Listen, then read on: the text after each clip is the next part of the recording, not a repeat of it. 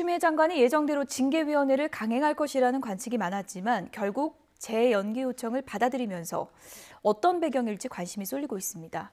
일단은 절차적 정당성을 거듭 강조한 문재인 대통령 지시를 받아들인 것으로 보이는데요. 현실적인 문제도 거론되고 있습니다. 이종호 기자입니다. 현재 윤석열 총장에 대한 징계 여부와 수위를 결정할 징계위원 명단은 비밀에 붙여져 있습니다. 장관과 차관을 제외하고 나머지 위원 5명의 확정 여부조차 비공개입니다.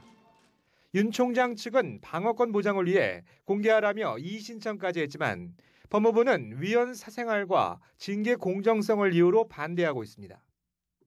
징계 청구권자인 추미애 장관은 심의에 참여할 수 없는 만큼 외부에 알려진 징계위원은 이용구 신임 차관이 유일합니다. 다만 이 차관이 월성원전 경제성 조작 의혹으로 수사받는 백운규 전 산업부 장관의 변호인으로 활동한 사실이 알려져 논란인 건 부담입니다. 징계 청구 사유에 월성원전 관련된 사안은 없는 것으로 알고 있고요. 전혀 무관하다고 생각을 합니다.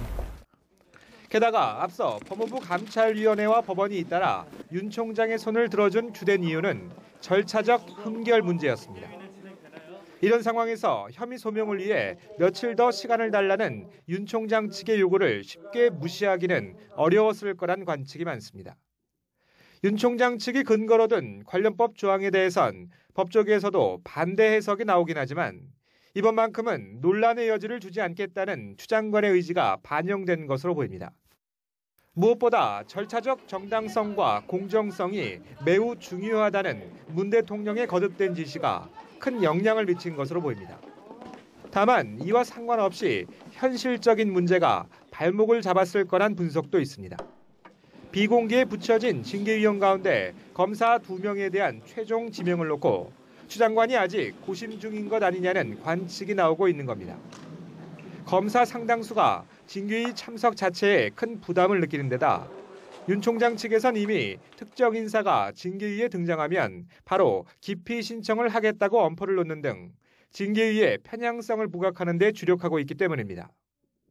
물론 일정만 연기됐을 뿐 달라진 건 없다는 견해도 있습니다.